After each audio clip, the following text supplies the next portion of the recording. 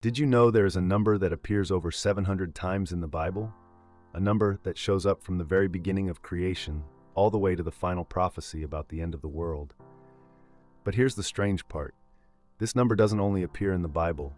It appears in nature, in time, and even in the structure of human life. The rainbow has 7 colors. Music has 7 notes. And the entire world follows a 7-day week. Even when powerful governments tried to change it, they failed.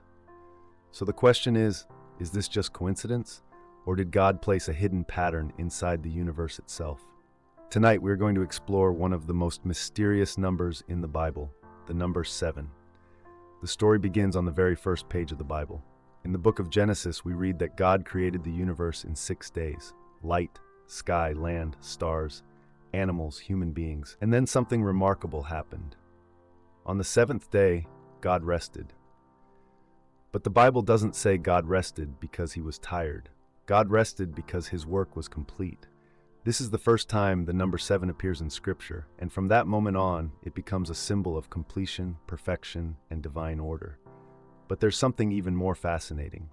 In ancient Hebrew, the word for 7 is closely related to the word for oath or covenant, which means the number 7 was often associated with a sacred promise.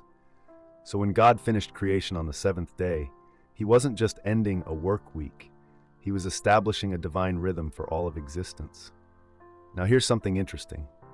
Every civilization on Earth measures time differently. Some use lunar calendars, some use solar calendars, but nearly every culture in history has used a 7-day week, and nobody knows exactly who invented it. Even more surprising, people have tried to change it.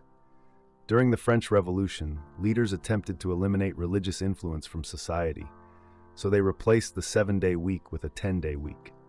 At first, they believed it would improve productivity, but the opposite happened. Workers became exhausted, morale dropped, society began to struggle. Eventually, the system collapsed, and the world returned to the 7-day week. Almost as if human life itself was designed to follow that rhythm, a rhythm that began in Genesis. Throughout the Bible, the number 7 often appears at moments of divine intervention. One of the most famous examples is the story of Jericho.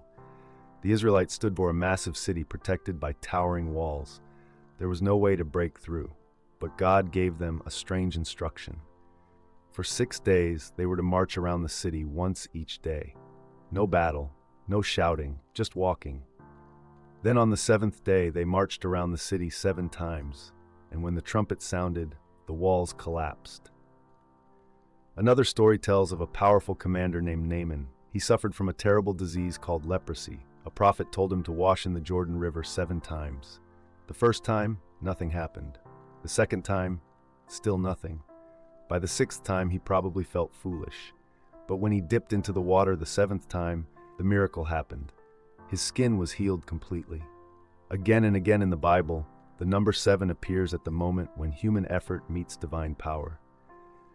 The number 7 also appears in the life and teachings of Jesus. In the Gospel of John, Jesus makes 7 powerful statements about his identity.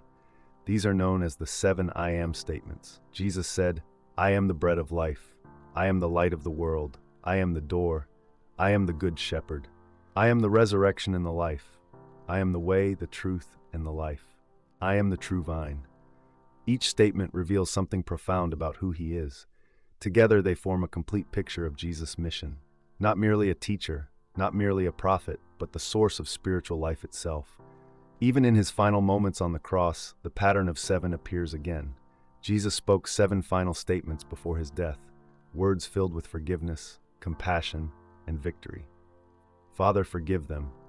Today you will be with me in paradise. My God, why have you forsaken me?" And finally, "It is finished." Those words were not a cry of defeat, they were a declaration. The mission of salvation was complete.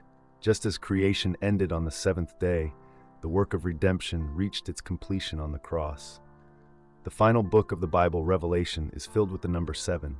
7 churches, 7 seals, 7 trumpets, 7 bowls.